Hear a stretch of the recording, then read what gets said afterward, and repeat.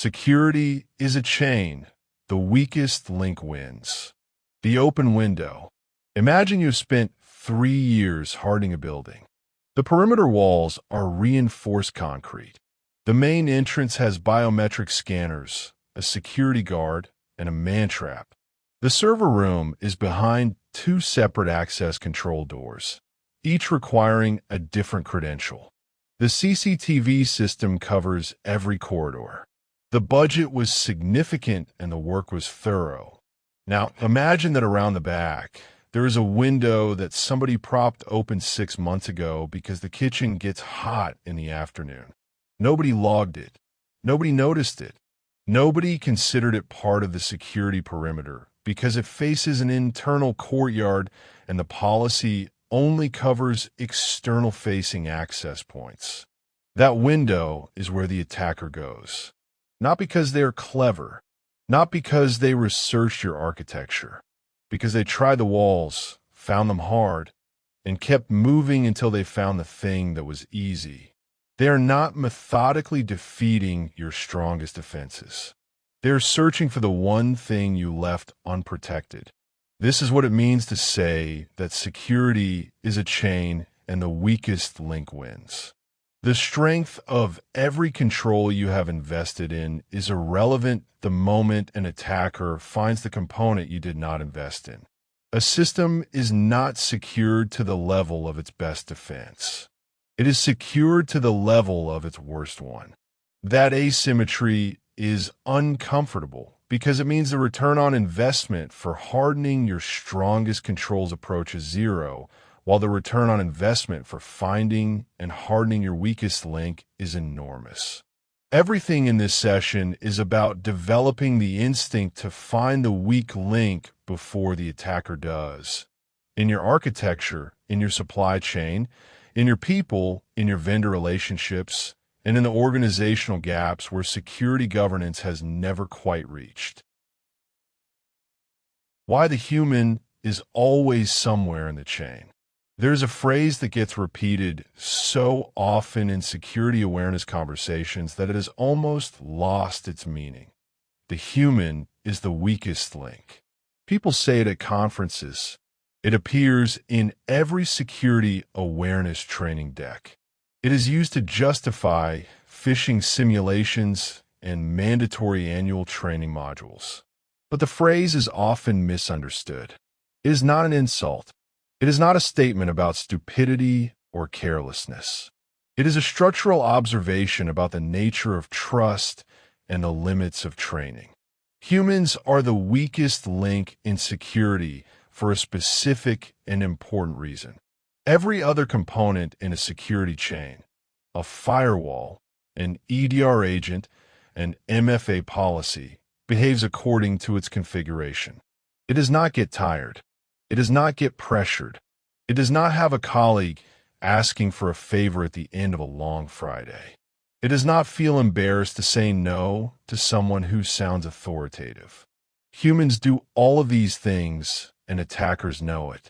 A security awareness program exists not to eliminate human error, which is impossible, but to raise the cost of social engineering attacks by making the population of targets more skeptical, more procedurally disciplined, and more likely to report suspicious interactions rather than comply with them.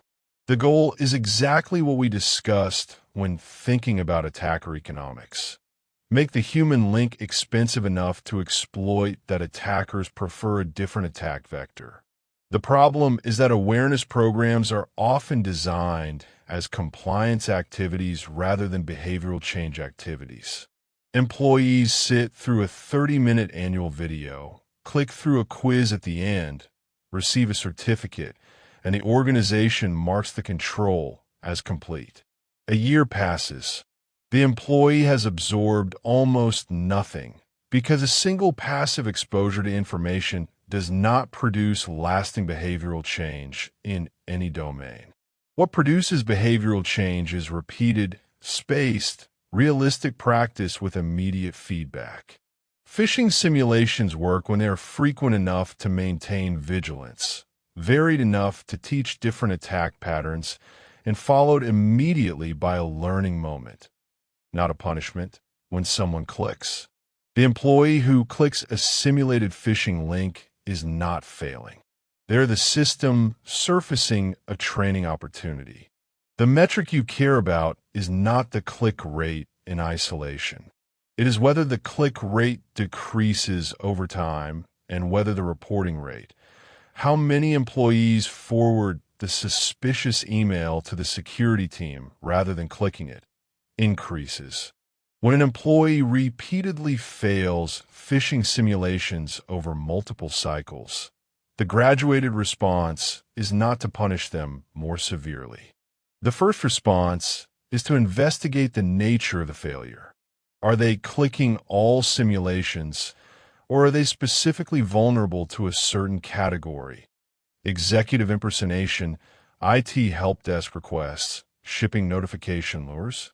Different attack patterns exploit different psychological triggers: authority, urgency, familiarity, curiosity. If the employee is vulnerable to authority-based lures, targeted coaching on verification procedures for out-of-band requests from leadership is more effective than a generic security awareness refresher. If their role gives them access to sensitive systems, temporary access restrictions during the coaching period are a proportionate compensating control, not a permanent punitive measure.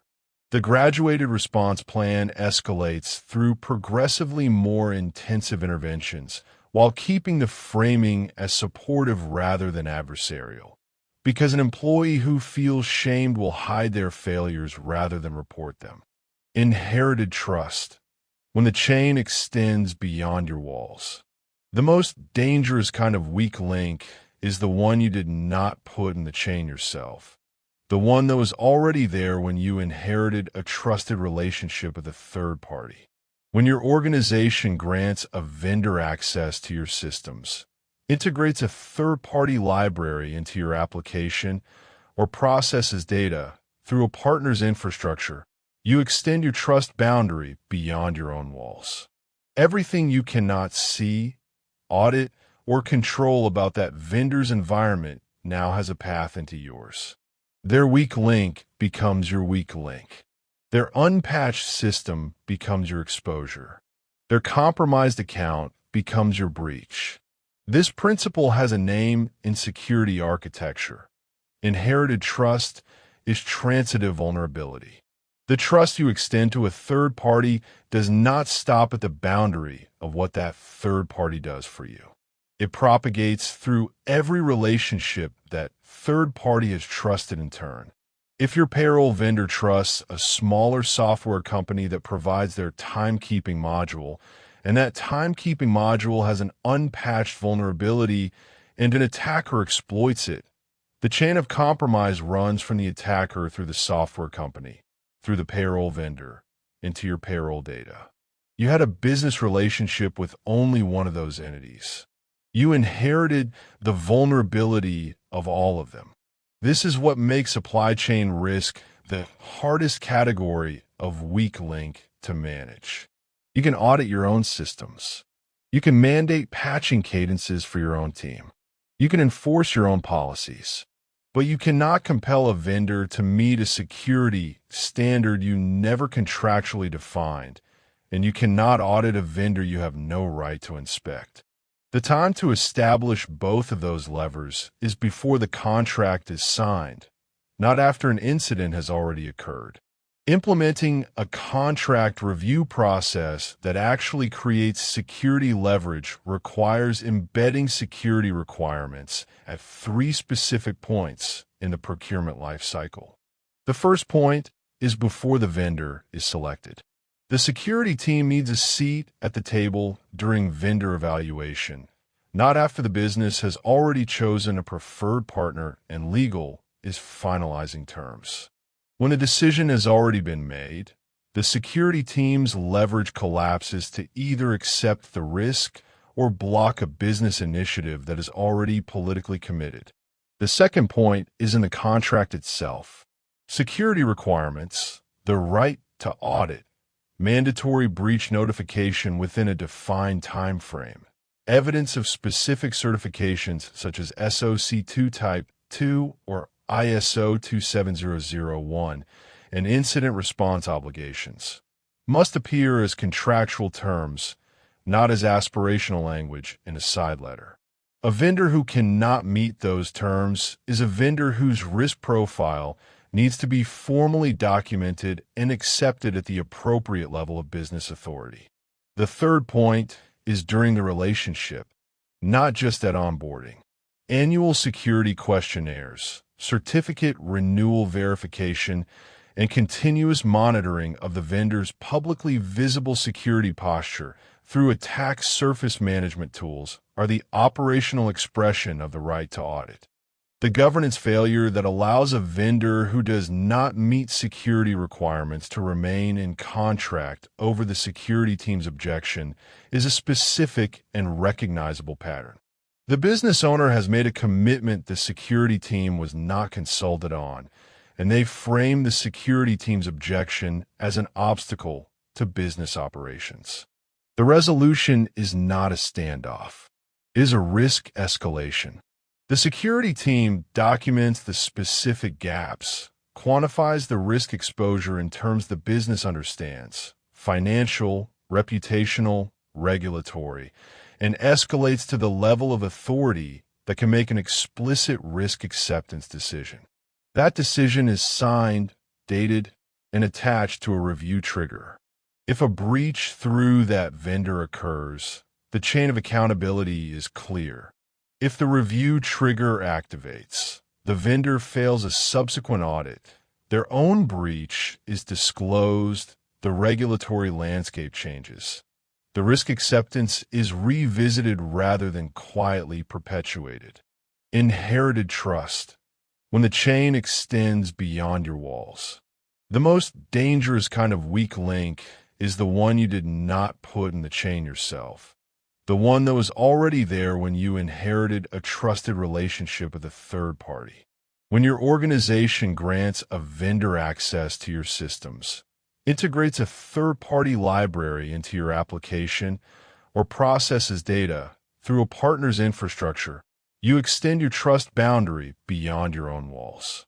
Everything you cannot see, audit, or control about that vendor's environment now has a path into yours.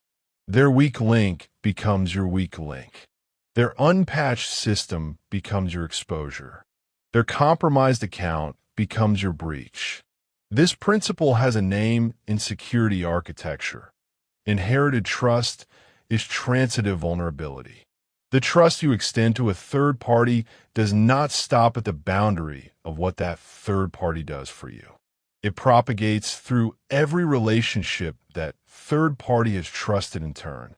If your payroll vendor trusts a smaller software company that provides their timekeeping module, and that timekeeping module has an unpatched vulnerability and an attacker exploits it, the chain of compromise runs from the attacker through the software company, through the payroll vendor, into your payroll data. You had a business relationship with only one of those entities. You inherited the vulnerability of all of them. This is what makes supply chain risk the hardest category of weak link to manage. You can audit your own systems. You can mandate patching cadences for your own team. You can enforce your own policies. But you cannot compel a vendor to meet a security standard you never contractually defined, and you cannot audit a vendor you have no right to inspect. The time to establish both of those levers is before the contract is signed, not after an incident has already occurred. Implementing a contract review process that actually creates security leverage requires embedding security requirements at 3 specific points in the procurement lifecycle. The first point is before the vendor is selected.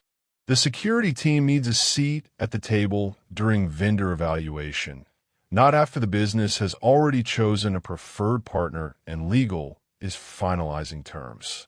When a decision has already been made, the security team's leverage collapses to either accept the risk or block a business initiative that is already politically committed. The second point is in the contract itself.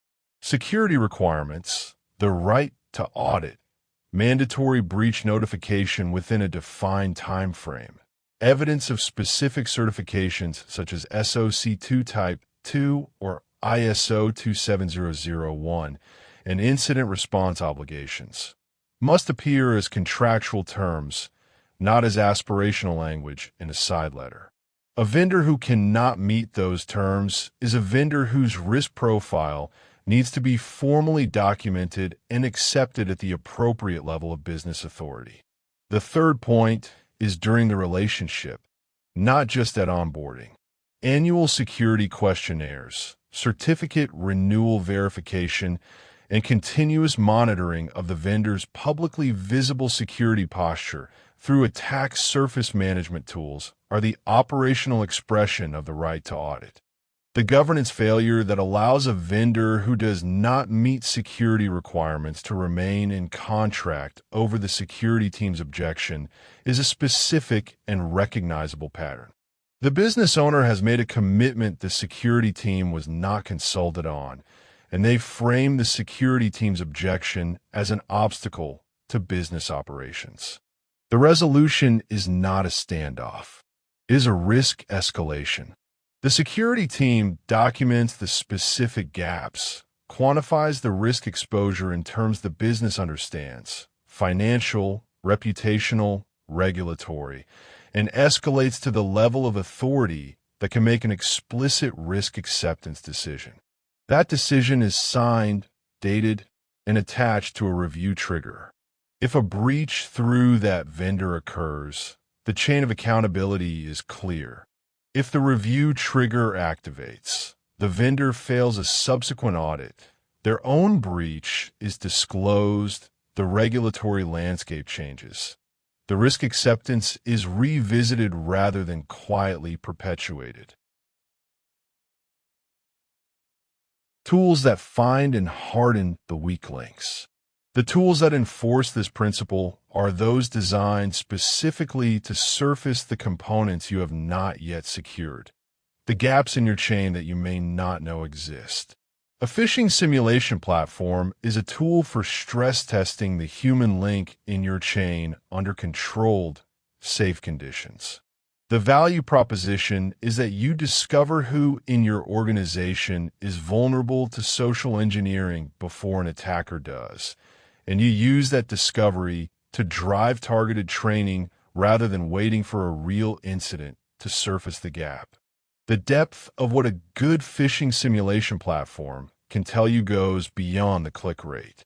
It tracks which templates triggered failures, whether employees are more susceptible to authority-based lures from simulated IT help desk requests versus urgency-based lures from fake shipping notifications versus familiarity-based lures from simulated colleague emails.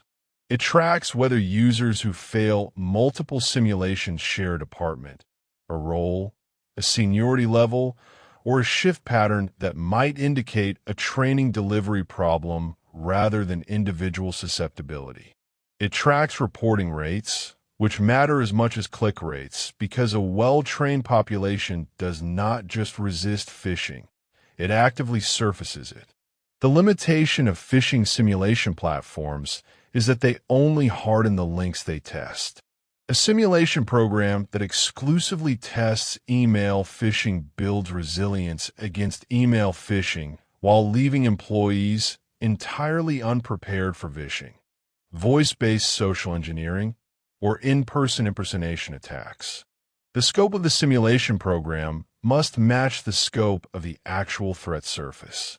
A third-party risk management platform, sometimes called a TPRM platform, addresses the supply chain link.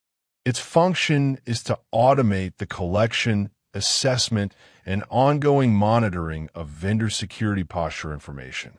In practice, this means sending standardized security questionnaires to vendors, collecting evidence such as SOC 2 reports and penetration test results, scoring vendors against a defined risk framework, and flagging changes in vendor posture.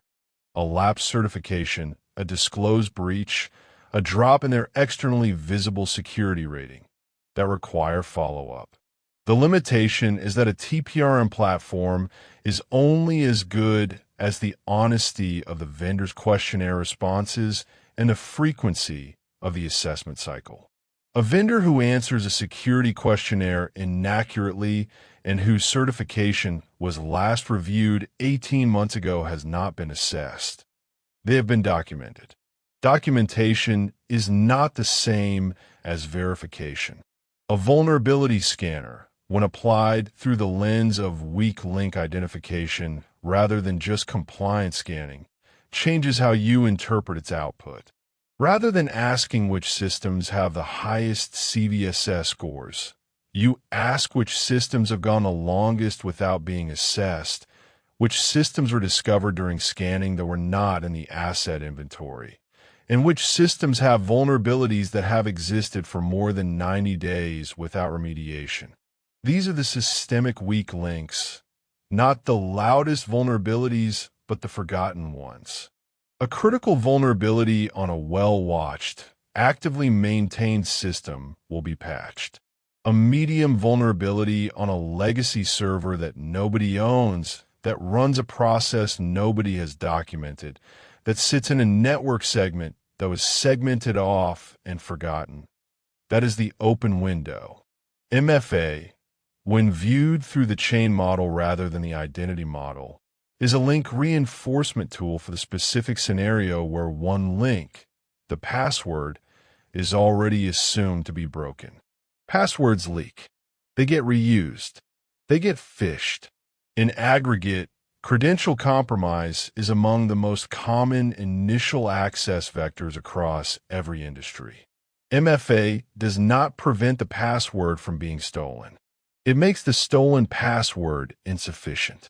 It inserts an additional link in the authentication chain that the attacker must also break. And that additional link is significantly harder and more expensive to break than the password was. Implementation. Building the processes that close gaps.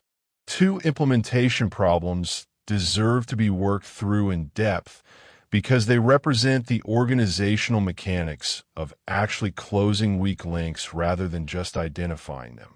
The first is building an asset inventory system that captures what you actually have, not what you think you have. The instinct is to start with the CMDB, the configuration management database that IT maintains for asset tracking.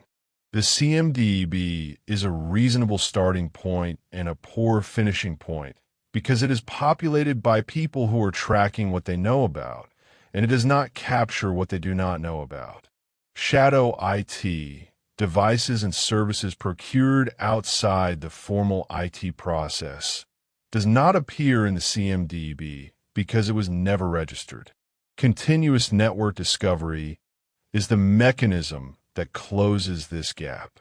An active discovery tool scans all IP ranges assigned to the organization on a scheduled basis, identifies every live host, fingerprints its operating system and running services, and compares the result against the known asset inventory. Every host that appears in the scan result, but not in the inventory, is an unknown asset that requires investigation. The investigation answers 3 questions. Who put it there? What does it do? And does it meet the organization's security baseline? The answer to the first question determines accountability. The answer to the second determines whether it stays. The answer to the third determines what remediation is needed before it is formally brought under management. Passive discovery complements active scanning by monitoring network traffic rather than generating probe traffic. A passive discovery tool watching DHCP requests, DNS queries, and network flows will surface devices that appear on the network, even briefly, including mobile devices, contractor laptops, and IoT devices that connect intermittently. Active scanning may miss a device that only connects to the network at night. Passive discovery will catch it because it observes traffic as it happens rather than taking periodic snapshots. The second implementation problem is what to do when an employee becomes a persistently vulnerable link despite repeated training interventions. An employee who has clicked simulated phishing lures in multiple campaigns, participated in targeted coaching, and continues to fail represents a governance and process question, not just a training question. The graduated response plan starts with understanding why the failures are persisting. Is the employee in a role where they receive an unusually high volume of legitimate external email, making it genuinely harder to distinguish phishing from real communications? Is there a language barrier affecting their ability to identify phishing indicators in written English? Is there a cognitive load issue? Do they have a particularly demanding job function that leaves them with less attention available for security vigilance? These are not excuses for the failure. They are diagnostic inputs that determine which intervention is actually appropriate. After the diagnostic, the escalation proceeds through specific stages. The first stage is role-specific coaching that addresses the specific template categories where failures are occurring. The second stage, if failures continue, is a temporary reduction in email exposure, moving the employee to a role that receives less external communication, or implementing a quarantine rule that holds all external email for a secondary review before delivery. The third stage, for employees whose role requires high levels of external communication and who remain persistently vulnerable, is enhanced monitoring of their account activity combined with a formal conversation involving their manager and HR, framing the security requirement as a professional performance expectation rather than a disciplinary matter. Access restrictions are reserved for situations where the risk to the organization from the employee's specific access level is disproportionate to the training progress being made. Those restrictions are time-bounded, reviewed regularly, and lifted as performance improves. When the chain breaks, investigating from the wrong end. Two troubleshooting scenarios illuminate the operational challenge of finding where the chain actually broke, which is often a different place than where the symptoms appear. The first scenario involves a phishing attack. The help desk receives a phone call from someone claiming to be a senior executive who is traveling, urgently needs their account password reset because they are locked out before an important meeting and cannot complete the standard verification steps because their phone is unavailable. The help desk agent, under social pressure and not wanting to be the person who blocked the executive's critical meeting, completes the reset using a reduced verification procedure. The account is subsequently used to access the executive's email, forward financial documents, and initiate a wire transfer request. How do you investigate the process failure? And more importantly, how do you fix it? The investigation begins not with the help desk agent, but with the verification procedure itself. The first question is whether a reduced verification path existed in the documented process, and if so, who authorized it and under what circumstances. Many help desk process failures of this type are not failures of individual judgment. They are failures of policy design. If the procedure says in cases where standard verification cannot be completed, the agent may use alternative verification at their discretion. You have a policy that explicitly creates a social engineering attack vector. The attacker did not trick the agent into violating policy. They used the policy against you. The fix at the procedural level is to eliminate discretionary bypass paths for privileged account actions. Password resets for any account with elevated permissions. Executives, administrators, finance personnel must require dual verification through two independent channels that the attacker cannot simultaneously control. A callback to a pre-registered phone number on file, confirmed against a photograph ID, reviewed by a second agent. Not a faster path because the caller sounds important or creates urgency. Urgency from a caller is itself a social engineering signal, and the process should name it as one.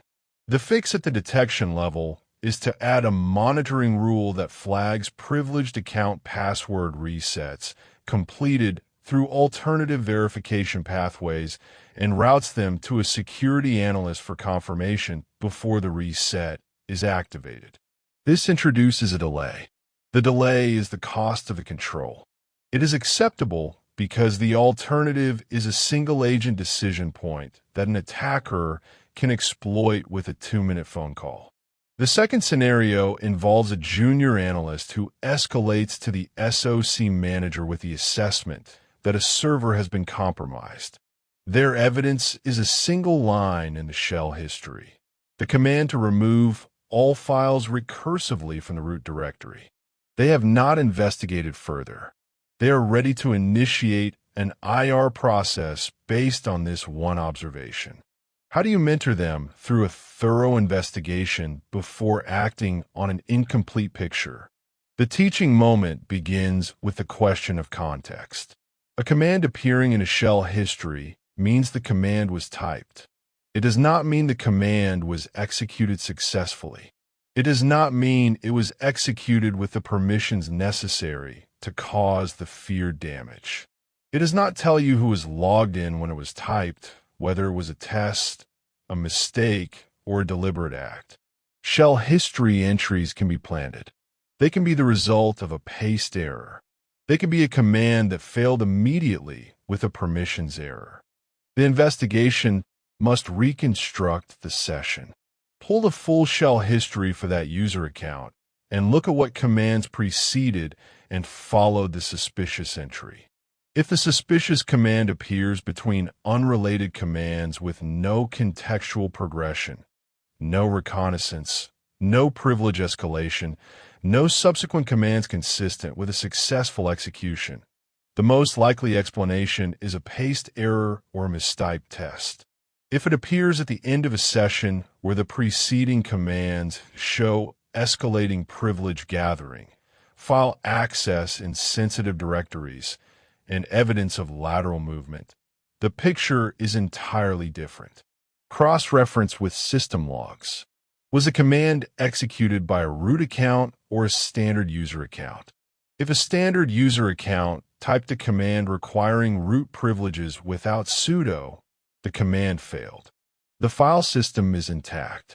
Now check whether the same account subsequently used sudo successfully or access su, or had any privilege escalation activity in the auth log. Check network connections from that host during the session window.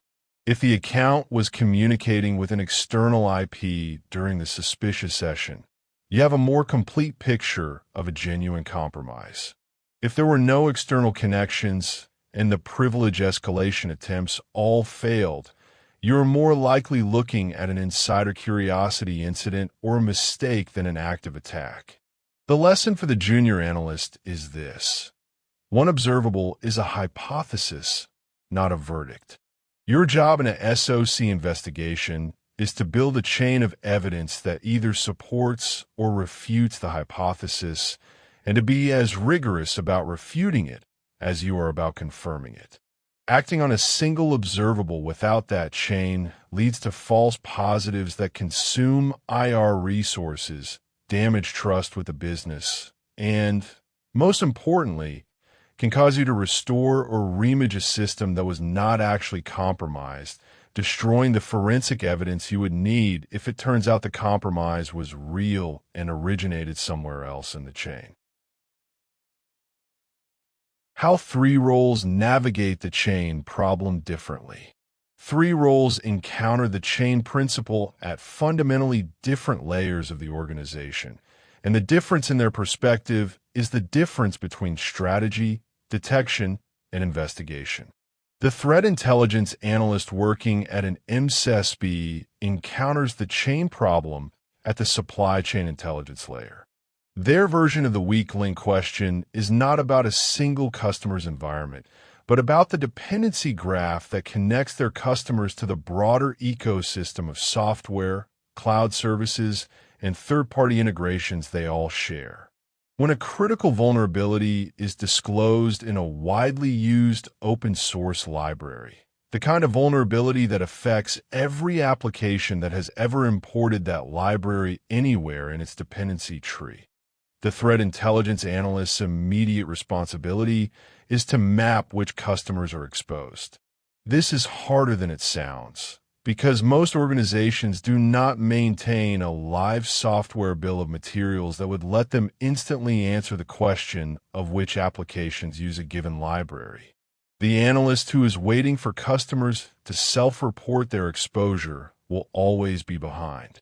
The analyst who has built a continuous asset intelligence picture, aggregating data from vulnerability scanner integrations, software composition analysis tools, and cloud configuration inventories across the customer base, can run the exposure query against that picture and produce a prioritized list of affected customers before those customers have even seen the advisory.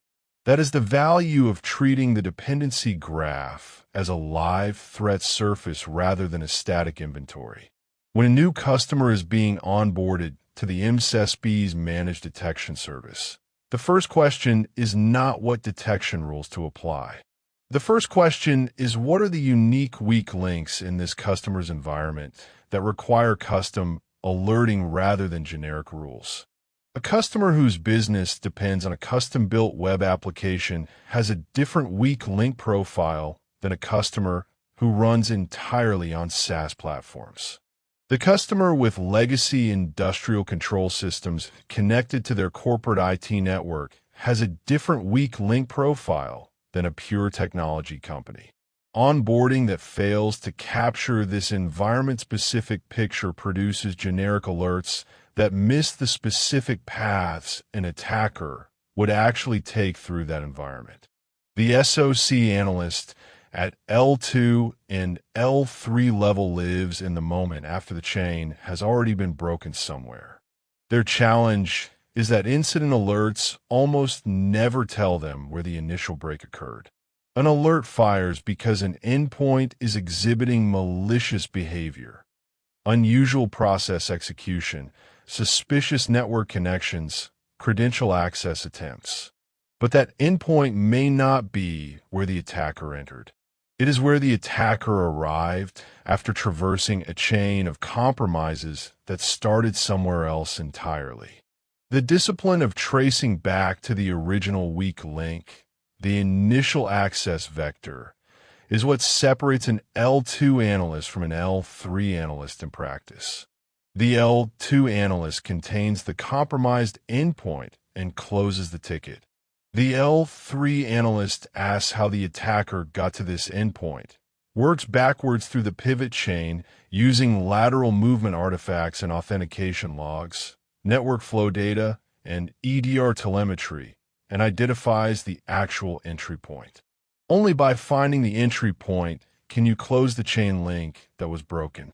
Containing one compromised endpoint while leaving the initial access vector open means the attacker simply re-enters through the same door you forgot to close. Case scenario: the hospital, the coffee machine, and the patient data. Let's put the full chain model to work in a scenario that is more realistic than it might first appear and significantly more constrained than it is comfortable to manage. You are the security lead for a large regional hospital. The network has been methodically hardened over the past 2 years. The clinical systems, the EHR, the lab information system, the imaging platform, are on isolated VLANs with strict access control between segments. The help desk has been trained and retrained. The phishing simulation program is running quarterly. You have a reasonable security posture, and the CISO has presented a positive picture to the board. Then, during a routine network discovery scan, your tooling surfaces 12 devices in the corporate IP space that are not in the asset inventory. You trace them to the hospital's 5 staff break rooms. They are smart coffee machines, a vendor-managed IoT appliance that the facilities department procured 18 months ago without involving IT or security. They are on the main corporate Wi-Fi network. They have internet connectivity for remote vendor management and firmware updates. They have not been patched since they were installed. The vendor's management portal runs over HTTP.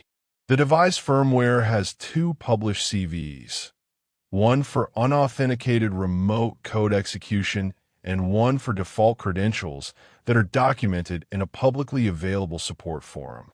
Here is the constraint that makes this scenario genuinely difficult. The hospital is in the middle of a regulatory audit. The CISO has told you that any significant network changes must go through change management with a minimum 2-week lead time and an impact assessment that includes clinical operations. You cannot simply move the devices off the network today. And the vendor, when you contact them, tells you that a firmware update addressing the CVs is on a roadmap, but has no committed release date. You also learn that the same vendor manages the coffee machines at 6 other hospitals in your regional health system, all of which are connected to the same vendor's remote management platform. This is no longer a single hospital problem. Your first action is containment within the existing network architecture, without making changes that trigger the change management requirement. You work with the network team to add an ACL rule at the core switch level that allows the coffee machines to reach the internet for their vendor management connectivity, but prevents any traffic from the coffee machine subnet to any other internal segment. This is not a network redesign. It is a rule addition. It does not require a 2-week change management cycle. It limits the blast radius of a compromise from the coffee machine to only the coffee machine's own subnet, which contains nothing of value. Your second action is documentation. You write a formal risk acceptance that names the 2 CVs, describes the unpatched state, documents the ACL compensating control, and identifies the residual risk, which is that the vendor's remote management platform, if compromised, could be used to push malicious firmware to all devices at once. This document goes to the CISO and to the legal and compliance team because the regulatory auditors are going to ask about it, and the organization needs to be able to demonstrate that the risk was identified and managed, not ignored. Your third action is vendor engagement on a contractual basis rather than a support call basis. The contract renewal for the coffee machine service is coming up in 4 months.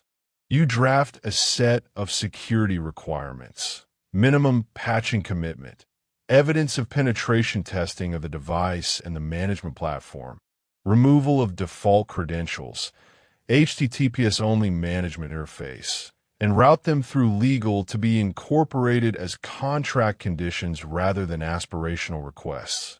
The vendor who cannot meet those conditions at renewal either upgrades their security posture to keep the business, or the hospital evaluates alternatives. Your fourth action is the systemic fix, a procurement policy change.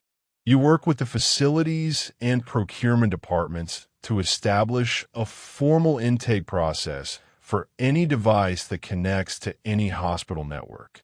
The intake process requires an IT review of connectivity requirements and a security review of the device's security posture before purchase approval. A security champion, a member of the facilities team who has been trained to recognize security-relevant purchase characteristics like network connectivity, vendor management access, and credential management, serves as the first filter. They flag purchases that have security implications before they reach the security team, catching the problem at the point of procurement rather than 18 months after deployment. The trade-off you are living with is that the coffee machines are not fully remediated. The ACL limits the damage, but the devices remain unpatched. The vendor's management platform remains a risk. You have accepted that residual risk with explicit documentation and a timeline. Contract renewal in 4 months, at which point the security requirements become enforceable. Between now and then, you are monitoring the vendor's management traffic from the coffee machine subnet for any unexpected behavior, and you have added the 2 CVEs to your threat intelligence watch list to be notified if active exploitation is observed in the wild. This is not a perfect outcome. Perfect would be removing the devices from the network entirely until they are patched. Perfect conflicts with the hospital's operational culture, the facility's team's relationship with the vendor, and the clinical staff's reasonable expectation that the break room functions normally during an already stressful audit period. Security operating in the real world is not the pursuit of perfect. It is the disciplined management of imperfect reality, with every compromise documented, every residual risk owned, and every compensating control monitored. Closing, looking for the window, not the wall. The instinct that this principle is trying to build is one of deliberate, systematic suspicion about your own blind spots. When you look at your security architecture, do not start by admiring the controls that are working. Start by asking what you have not looked at recently. What has been connected to your network without going through the proper process, whose access has never been reviewed, which vendor relationship has been running on auto-renewal for 3 years without a security assessment, and which employee has been clicking phishing simulations consistently for 6 months without anyone escalating it. The attacker is not reading your architecture diagram and planning an assault on your strongest point. They are scanning your perimeter for the thing you forgot to close. They will find it long before you remember to look for it, unless looking for it is a habit rather than an afterthought. Security built on this principle does not ask, are our walls high enough? It asks, where's the window we left open? And it asks that question continuously, not once a year, not after an incident, but as a standing operating discipline that is built into every team, every vendor relationship, every procurement decision, and every architectural review. That is the chain model in practice. Every link has to hold, which means your job never stops at the controls that are already working.